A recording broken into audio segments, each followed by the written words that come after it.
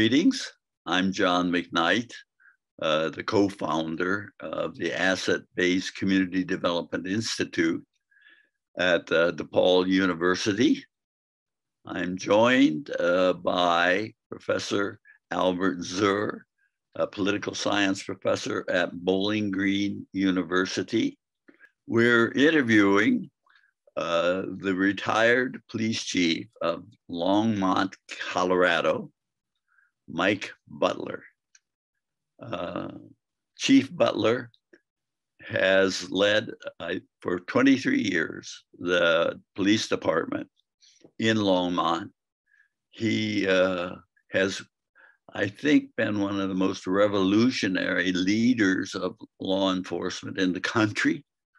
And we wanted to explore with him how he has approached the question of policing and local communities. So let's begin by asking, there's a lot of reform effort going on at the present time, Chief, and what is your take on what's happening in the reform of police departments at the present time? What I've seen is this fragmented kind of approach to saying, okay, well, how are we going to fix the police? And well, let's change the use of force policy, or let's ensure that the police have body cameras.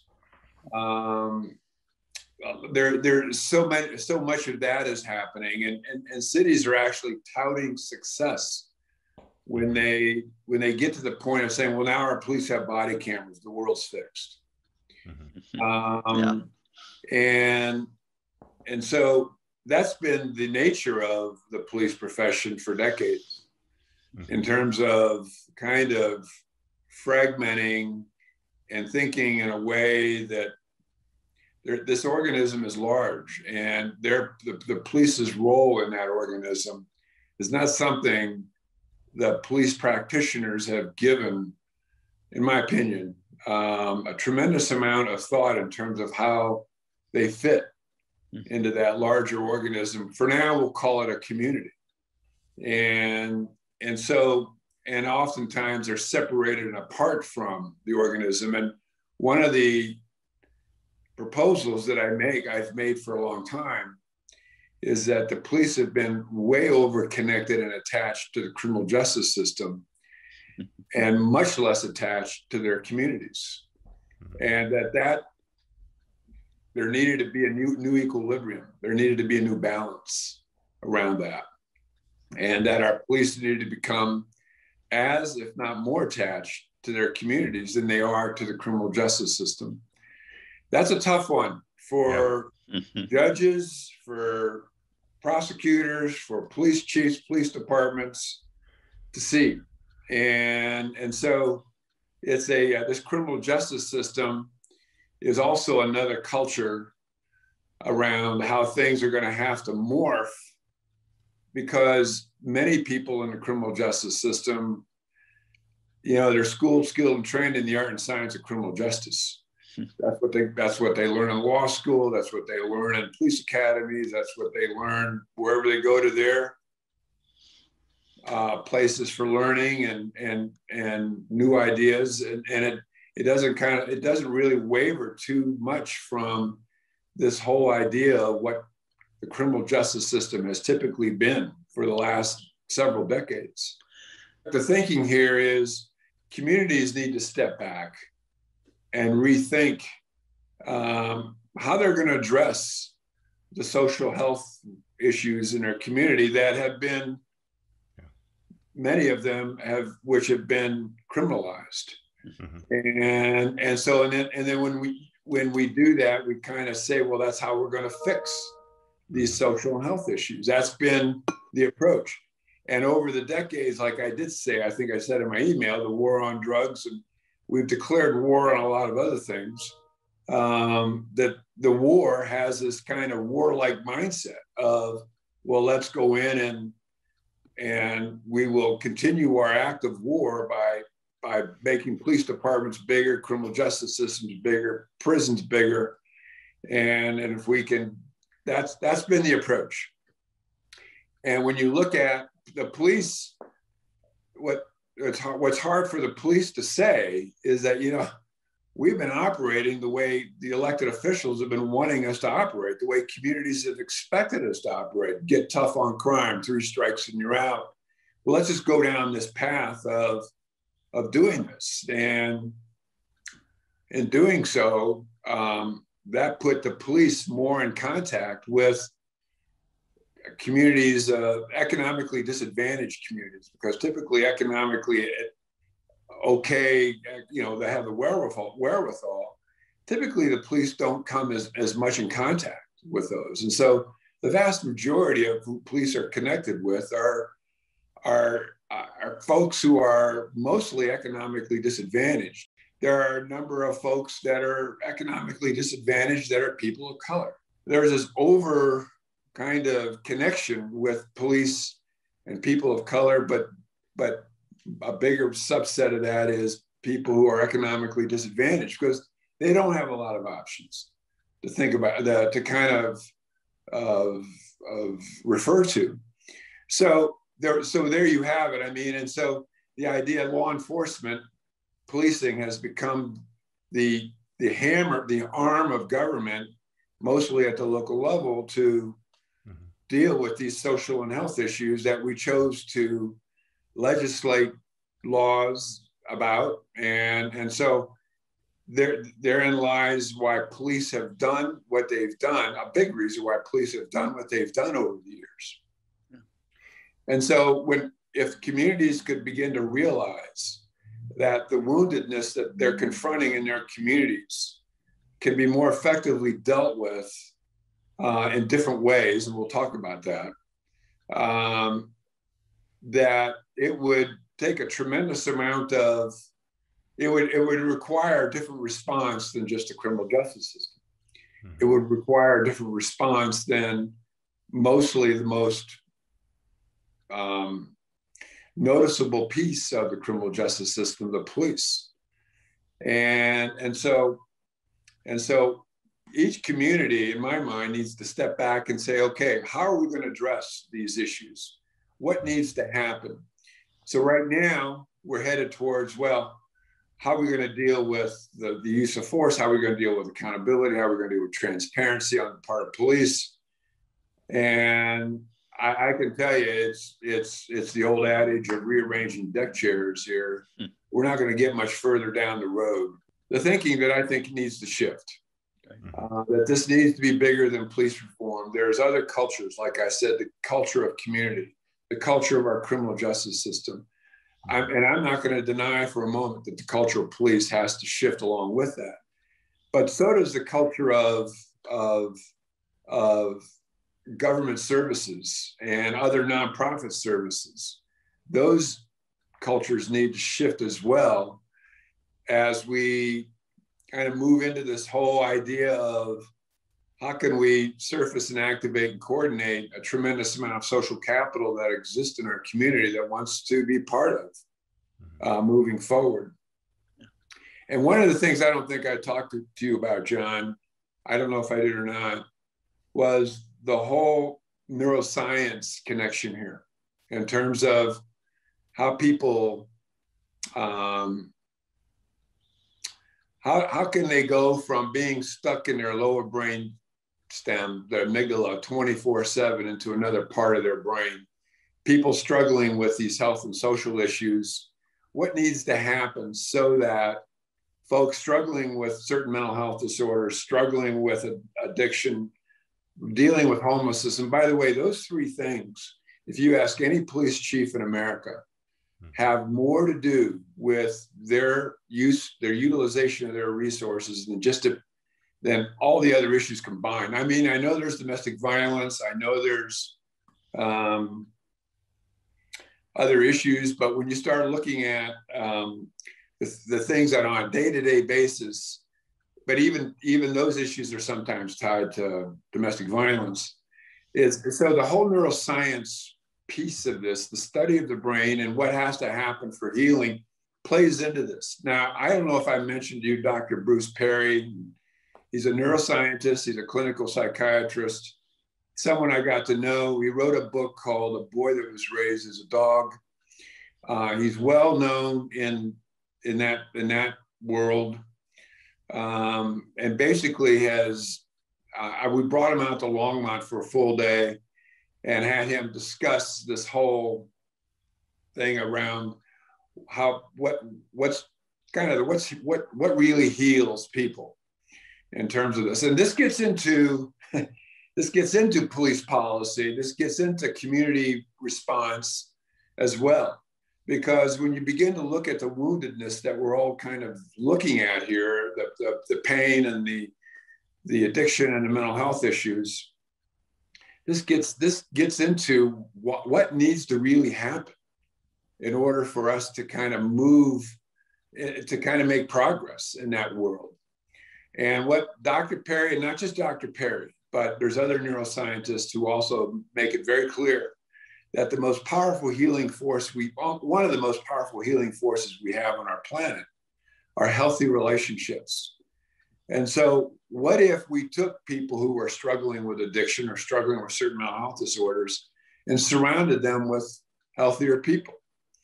And where do you get those healthier people? You won't find them. Well, you will find them but you won't find enough of them just with the service providers and the public safety and police and fire and all that they can't even begin to address that, because each community is virtually almost overwhelmed by these issues in terms of what's happening. And up until now, well, let's just pass laws and let's just throw the police and the criminal justice system at it, has been a large part of how communities have dealt with it. So I wanted to bring up, and it may come up later, the whole neuroscience piece of this around what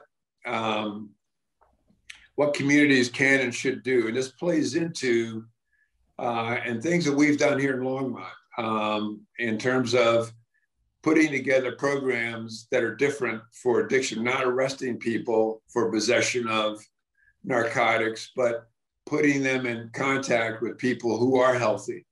And what can a person who's addicted do when they're surrounded by a circle of folks who are willing to care for them, support them? And one of the things that we've done in Longmont is we changed our whole hiring profile. And we actually changed it to hire people who are predisposed to wanting to be in relationships. Forget about the lone cowboys, the lone cowgirls. Who thrives in healthy relationships? That's kind of the bigger piece of the profile that we shifted, so that when we went out into these neighborhoods and found people who were fearful, or found people who were shut in, or felt alone, or felt that they couldn't do anything about it and just kind of hung back, what could we do to help them kind of see that they did have the necessary capacity to help their neighborhood heal, or bring about a different way of being in their own neighborhoods? And so that was a big part of our strategy, big part of our own philosophy within Longmont, was to work with, and the people that we had in public safety worked with folks struggling with addiction, folks struggling with mental health in the same way. We're not here to arrest you. We're here to figure out how we can help you take another path, and let's all sit down and talk about what that might look like for you. And at the same time, kind of enter into a relationship where they can build trust with that person, so that person begins to believe and think that there is someone who cares about them. There is someone who says that they have value. When you asked me, you said something in your last email, John, well, how can we kind of rearrange the functions so that they're less a part of government and more a part of neighborhoods? I think more or less. And it is some of that. But but some of that is also believing and thinking that I'm just referring to public safety, but it could apply to any municipal government, any and all of it. In believing that police can be the surfacers, police and fire. By the way, I oversaw fire, not just police in Longmont, but they could be the main principal entity and people that could surface and activate the social capital and whatever that might look like. And I'll tell you what we did. I mean, I will go into what we did in Longmont as well around that, but that they could do that. And they have this incredible legitimate platform in our communities that when they're in neighborhoods and they're not out there looking for suspects, or they're not out there asking you about a crime or trying to, but they're there to say, hey, listen, we're here to try to figure out how to make your neighborhood and how to make our community healthier, in so many words. And they have the approach is entirely different, and people listen. Now, just to give you a small example of that, I and a friend of mine named Dan Benavides. By the way, Longmont's like 35% Latino. And so it's a very diverse community. And at one point, historically, the Latino community kind of lived on one side of the tracks, if you will, in this community. They lived in these small container communities, and they didn't really connect with the larger community, didn't really feel like they belonged. Well, this Dan Benavides, Latino, been around, very active voice in our community for years, was the first Latino council person in Longmont. And there's some history in terms of Longmont had its own Ferguson or own Minneapolis when a white police officer shot 2 Hispanic boys back in 1980. Believe me, the residuals and pain from that carry on for years and decades. That doesn't go away. Was that about the time you came on board? Or I came on in 1993. 93. Yeah.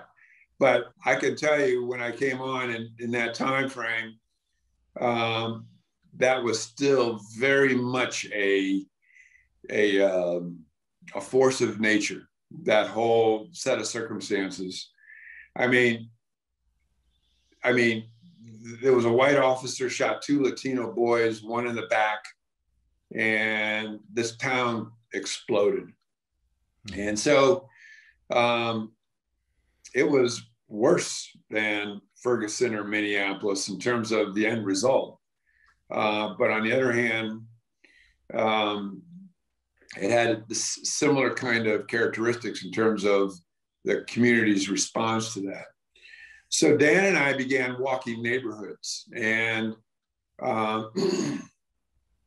we'd walk them on Sunday mornings, and we walked close to 200 neighborhoods over 5 years, met close to 4,000 people.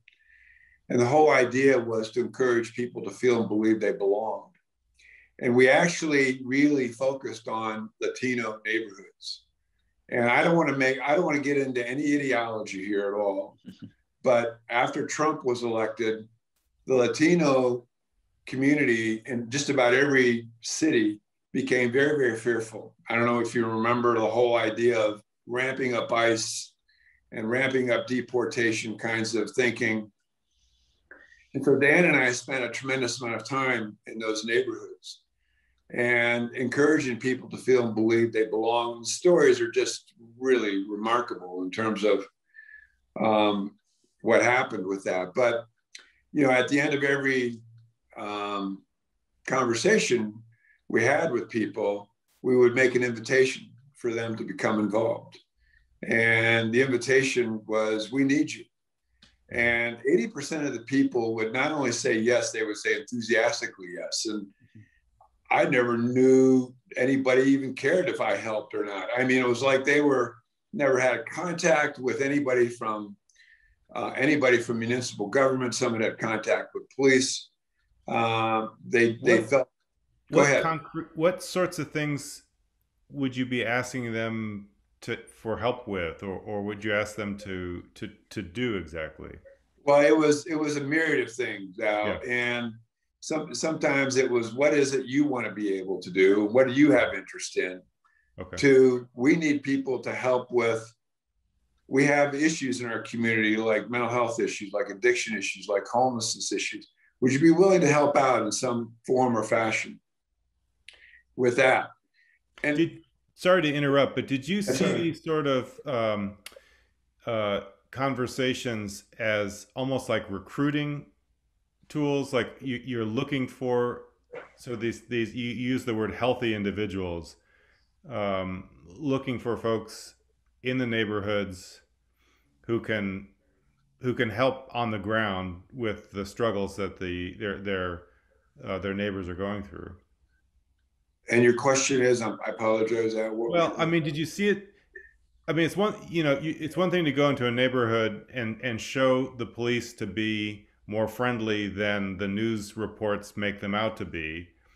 And it's another thing to go in the neighborhoods the way you're saying, and to, draw out people's capacities, draw out people's skills, saying, hey, right. we could really use a guy like you over Yeah. here. And that's what I'm wondering about. Yes. So, well, you could call it recruitment, but what I've learned about making invitations to people is that you can't send out an email, you can't send out a text, you can't say show up at a government building and let's talk about it. We've specifically designed these walks and these visits throughout the neighborhoods to make these invitations to people. And we also had a nonprofit. I left, guys, I left before this all kind of moved forward with the nonprofit, but the nonprofit was very willing to take the contact information of the people we connected with and basically place them in areas where we needed help. And they were very, very much willing to do that. And so we had police officers walking neighborhoods. We were working on getting firefighters to walk the neighborhoods. But the thing that we discovered was that, I mean, to no surprise maybe, but what we discovered was that people, they really want to be involved. And they do have resources, expertise, or skills to offer. Some more than others. Some are more adept, have more, skill sets, et cetera. But they want to help. They have these, and they want to be able to offer. It's just that they don't know how. Mm-hmm. And I'm convinced, guys. I'm beyond convinced that has to be a role for local government. And in terms of being able to surface and activate, that's what I call the dormant social capital. Yeah. That's there. Now, that also can play out in neighborhoods as well, in terms of what people could do more in their particular neighborhoods. So I know that I'm a little bit off topic, John, in terms of some of the things that you're more specifically wanting to chat about, but I also wanted to make sure that there's a community overarching context here that can also work into specific neighborhoods as well, in terms of what that looks like. And so now, what if the police began to see themselves as surfacers, activators of social capital? And they're carved out of their days is time to do just that. And the people begin to see them as, hey, they're not here to arrest me. They're not here to talk to me about a crime. They really care about their community and they want me to help. Mm-hmm.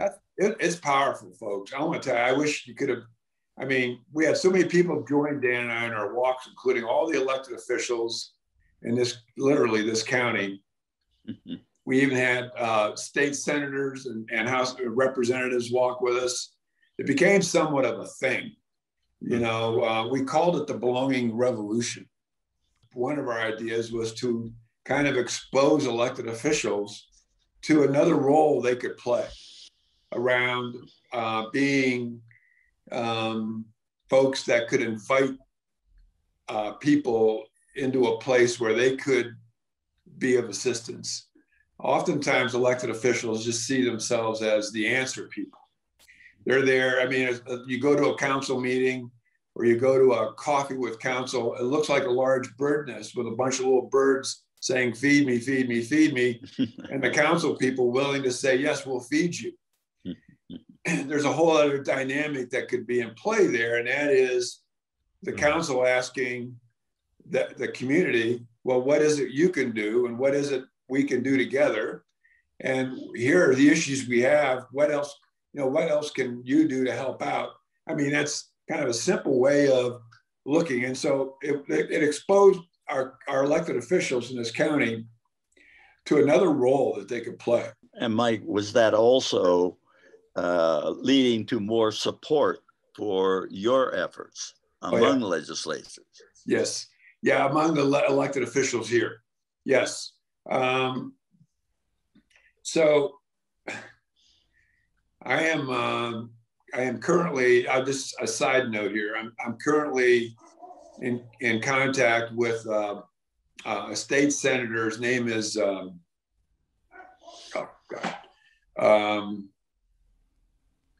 Pete Lee. I don't know, I have spaced his name, I've known for years.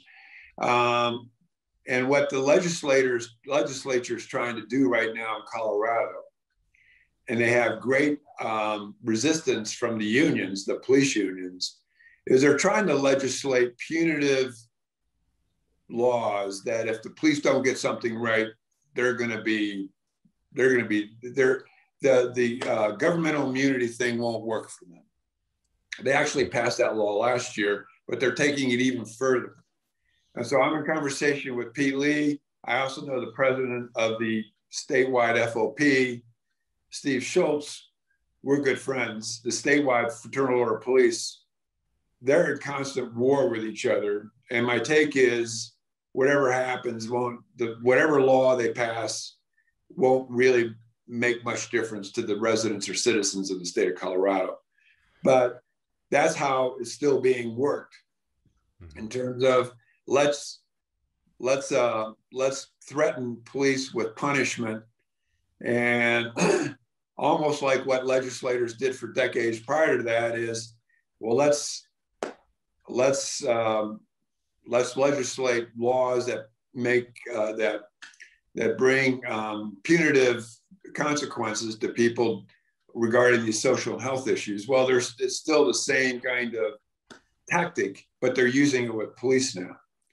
And so Pete Lee has asked me to come down to the state capitol and talk with a bunch of legislators about this bigger perspective that we're talking about now around this and what needs to happen differently in our communities. So I know that you guys have more specific questions. I'm just going to stop there. I could go on for a long time here, but it's just a larger philosophic kind of approach that leads to practices, procedures, and ways of doing things that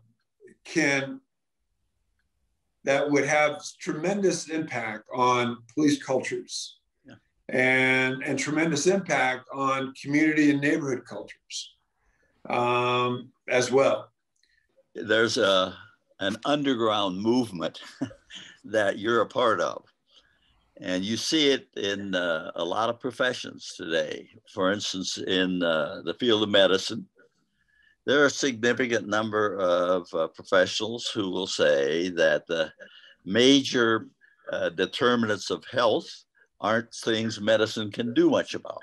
They're mostly activities and changes that have to take place in the community. And in education, there are people saying the same kind of thing. Schools can't do it all. It's the title of a wonderful book that shows how much communities have laid on schools so that schools can't do their work. In that world where it seems to me what's going on is a recognition on the part of leadership that the community is a major, if not a more significant factor in achieving their own goals. Mm-hmm. And so the question that most people have in practice is, all right, I am a police chief, or I am a head of a medical system, or I'm a superintendent of schools, but how do I connect with a local community in ways that encourages them to take on functions that we really fail at when we're doing our work? And you told us about your walks and how they grew in terms of the usefulness across sectors. What else? Tell us of some other things you did. So let's just, we'll stay there, but it wasn't, let's just say that, let me get back into the thing we were talking about with neighborhoods.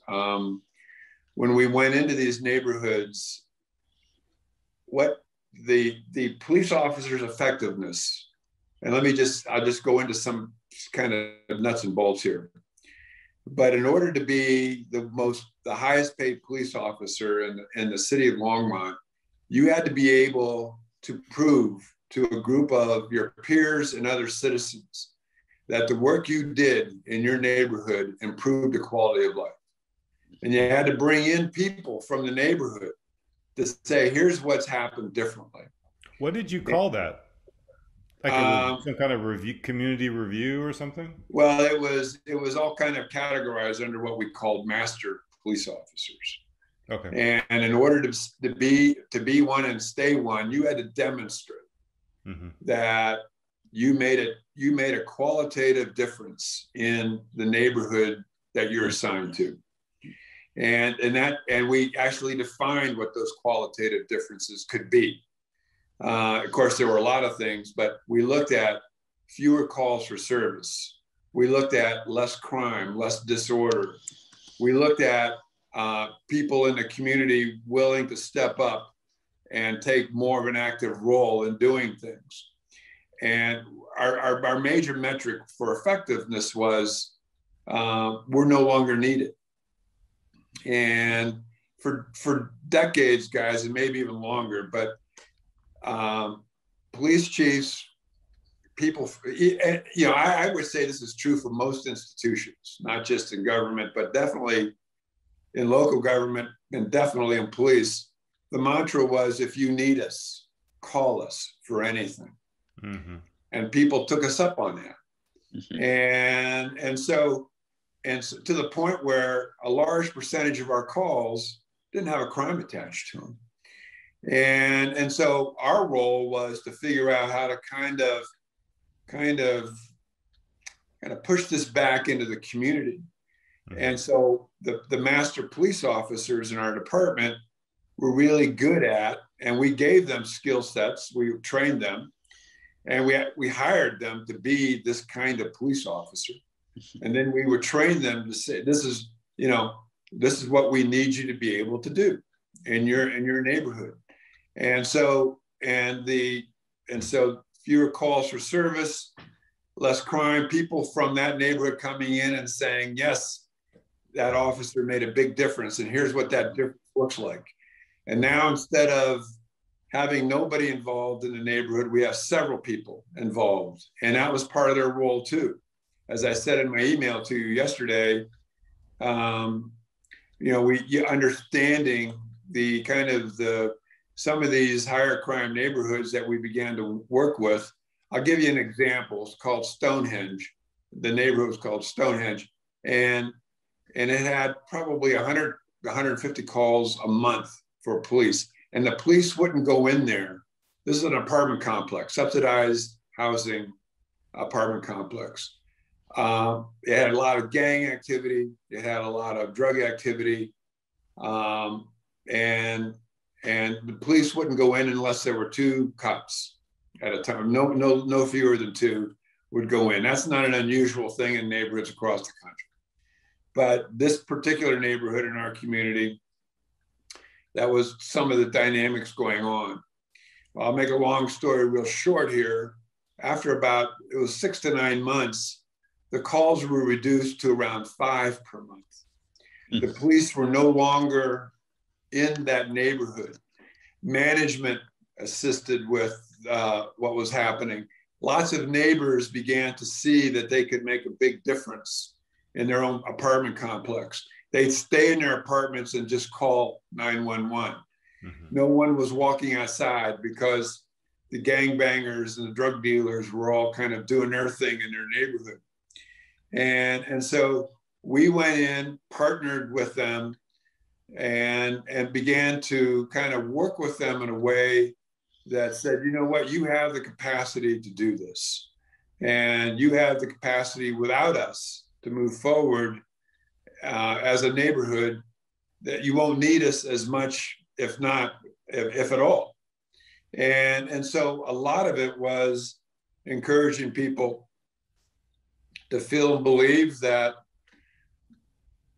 they had ownership in their neighborhood, that they could make a difference, that they did belong. And so up until then, when the police are telling you, if you need us, call us for anything, well, what's that set up in terms of the kind of the relationship that you're going to have with the neighborhood or a community when they're calling us for everything? Well, now the message is different. The message is, we would prefer that you handle this on your own, and we could show you how, so that we can. And I can't, guys, so many different neighborhoods that this, I mean, 25 years ago, 30 years ago, mm-hmm. neighborhood, we had a lot of unsafe neighborhoods. We don't have, we don't have a single unsafe neighborhood now in this community. And can I drill into this a little bit? This is a really, this Stonehenge example is really interesting. And I think you mentioned it in your previous conversation with John. And I was curious, instead of calling the police on the phone, what are people doing on the ground that they didn't do before? Are they doing neighborhood watch kind of things? Are they doing,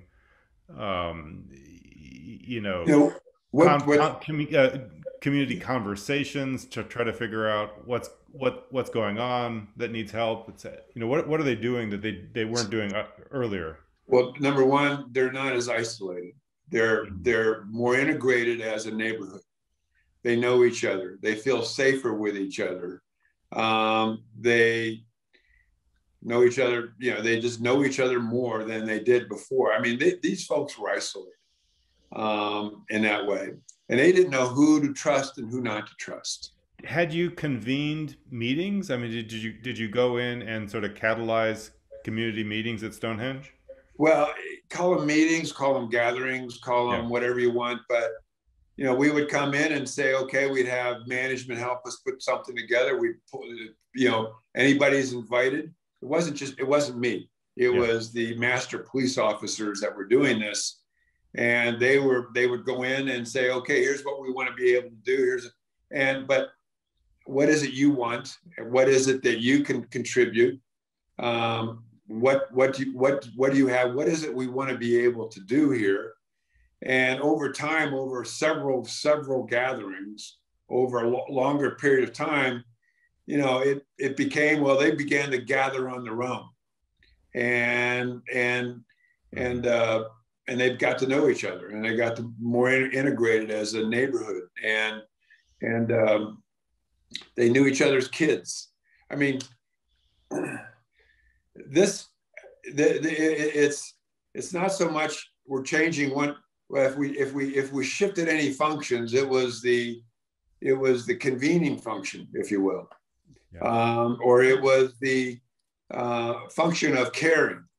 That's not a function, but it's replaced police officer humanness with neighborhood humanness. But this is not, it's not easy. It's not rocket science to convene a public meeting, but it's not easy either. And I'm wondering if these master police officers started developing, techniques that they shared with others in the department? Was there a kind of like local knowledge that started getting developed and shared? It was amazing, Al, in terms of what. Let's give you an example. We had police officers who sat on these panels to say, because every year the master police officer had to say, demonstrate why they still deserve to be in the role of master police officer. Every year. Every year. Wow. And so we just didn't, once you got it, you were there for life. Mm-hmm. That was a shift Yeah. in how things got done. As a tenured faculty member, I see how challenging that would be. Well, yeah, but that's what has to occur. Yep. That has to happen. And so every year they had to demonstrate why in fact, we set up a number of we didn't load everybody up with measurements. But on the other hand, there were certain key things along the way that we said, we want to know what's happening here. And so that was part of it. And they had to come in with, they had to say, here's witness testimony from the community, the neighborhood, in terms of what's happening. And by the way, the culture of unions, I know you're probably somewhat familiar with that. And there's lots of people saying in this country that unions are getting in the way of police progress. And that is true to a great extent. I want to tell you that our union president and myself have had this agreement for a long time around how things would get done around this. And to the point where I won't go into what's happened with management union relationship too much, but that's huge in a lot of police departments. But LEAP, the Law Enforcement Action Program, actually did a large WebEx with lots of police chiefs and union representatives from all over the country about how what the model Longmont has in terms of how management unions can work together to make progress. And so putting all these things in place required assistance from an FOP. We have an FOP that could easily have stepped in a way and said, you're going to have to negotiate that in the next contract. Yeah. And we bypassed a lot of that, and we were able to make this kind of progress. I had two unions. I had a fire union and I had a police union. And so anyway, that's another culture of what you have to be thinking about in terms of shifting the nature of institutions. Teachers have huge cultures across this country. Yeah. I mean, huge unions across this country. And one of the reasons why we're still in the agrarian system is, I think a large part has to do with, we don't want to change anything. And we want our summers off too. So so part of it is that, and you have to be able to manage that. And you have to be able to look at the obstacles that are in front of you and say, what is it that we're going to have to figure out in order for us to be able to do the things that we want to be able to do and be the kind of police department we want to be in our community. And so we've gotten almost zero resistance from the union. That's a side story, but nevertheless, it's an important piece of changing police culture, the police culture, and changing lots of things that need to happen. Is and recently, I mean, there's these ebbs and flows of energy. Minneapolis occurred. Well, all the stuff that came out, it was like unions took a hit on that for about 6 months, and then the ebb started to turn again towards, well, the unions began to kind of find their feet again, and they weren't quite as where it was right after Minneapolis. So these ebbs and flows are things that you have to kind of manage as well, in terms of when you take advantage of the opportunity to make these kinds of shifts and changes.